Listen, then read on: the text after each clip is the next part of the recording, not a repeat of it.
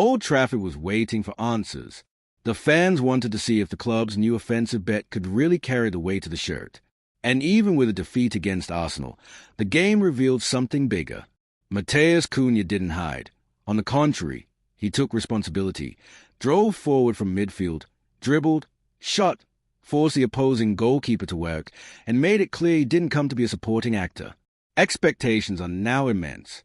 Cunha already showed at Wolverhampton that he could be the engine of an attack, but in Manchester the challenge is different, turning talent into leadership. It's not enough to just play well. You have to be decisive. That's what United is looking for, and that's exactly what his debut suggested could happen. The future looks bright if he can repeat the same intensity, boldness, and commitment he showed against Arsenal. Mateus Cunha has everything to become a name that will restore United's lost offensive identity. Maybe it's not just a signing. Maybe it's the start of a reconstruction around a Brazilian who never feared taking risks. Yeah, brilliant football, brilliant guy. The Premier League. Manchester United has spent years trying and failing to find a true offensive leader. Weghorst was an emergency loan that didn't work. Marshall never delivered. Jadon Sancho got lost along the way. Schlund is still maturing. And the fans were demanding someone capable of changing the game with courage and immediate impact. How can a team like United have finished 15th in the Premier League last season, flirting with the relegation zone? Worse than them, only Tottenham. It was in this scenario that, in June 2025, the club opened its wallet.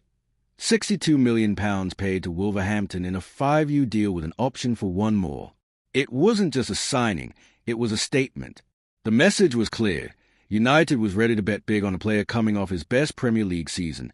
With 15 goals and 6 assists, numbers that place him alongside Firmino and Martinelli as the most decisive Brazilians in recent league history. The choice of shirt number also symbolized the weight of his arrival. Mateus Cunha took over the number 10 jersey, inherited from Marcus Rashford. A gesture of confidence that echoed in the locker room and in the stands. The Brazilian himself spoke of privilege and responsibility upon receiving the number, a reminder that wearing the 10 at United is not for everyone. His debut came in Stockholm against Leeds in a pre-season friendly. In just 45 minutes, Cunha showed what he brings: intense movement, quick dribbles, acceleration of play. He didn't score but earned applause from those in attendance. He played forward, always looking to push United's attack. The next test was another friendly, this time against Fiorentina. Again, Cunha delivered a solid performance, earning a rating of 7. He took shots, created plays, and in the penalty shootout, converted his kick with style. United won. Just weeks later came the first big official test, the Premier League opener against Arsenal at Old Trafford. United lost 1-0, but Cunha was one of the few players to earn praise.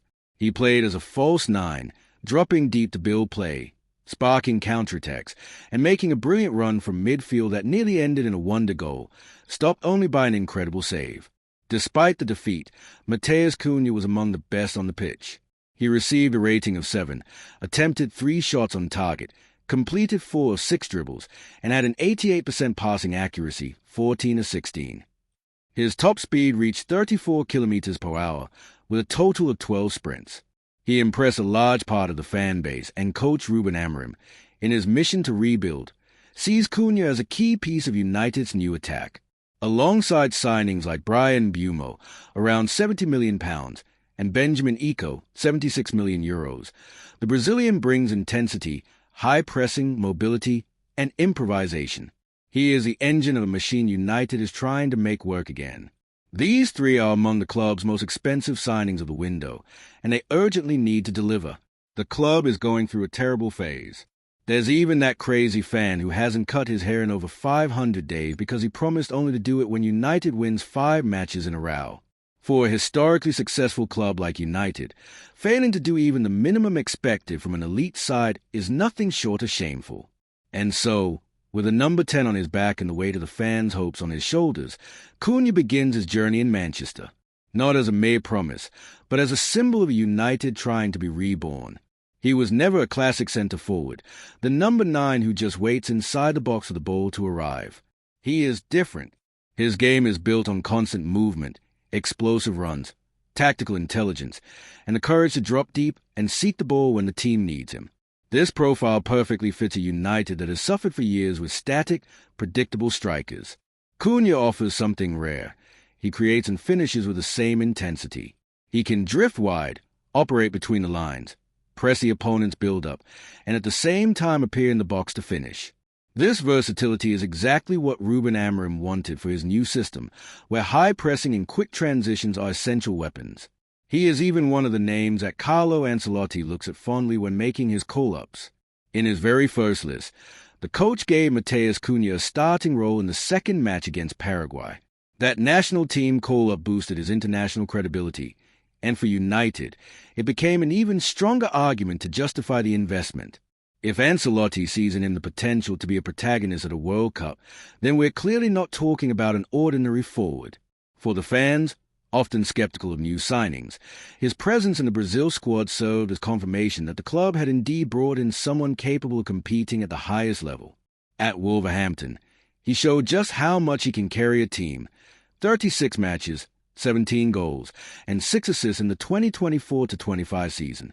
But more than the numbers, it was about decisive performances in big matches, moments when he dragged entire defenses and created space for his teammates. That's the kind of intensity United is desperate to recover, a forward unafraid to take the game on his shoulders. The Arsenal game already showed that. In the middle of a static United, Cunha was a spark of energy. When he accelerated with the ball at his feet, he left half of Arsenal's defense behind. The stands rose. It wasn't a goal, but it was a symbol. United finally has a player who can break lines alone, force the opponent to retreat, and demand respect. That's why Cunha could be the salvation. He's not here to be the new Cristiano Ronaldo, carrying the entire team on his back, but to give United what it has lacked for years, a forward who combines grit, skill, and protagonism.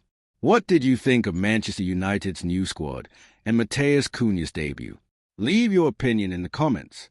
And if you enjoyed, don't forget to leave a like and subscribe to the channel. See you next time.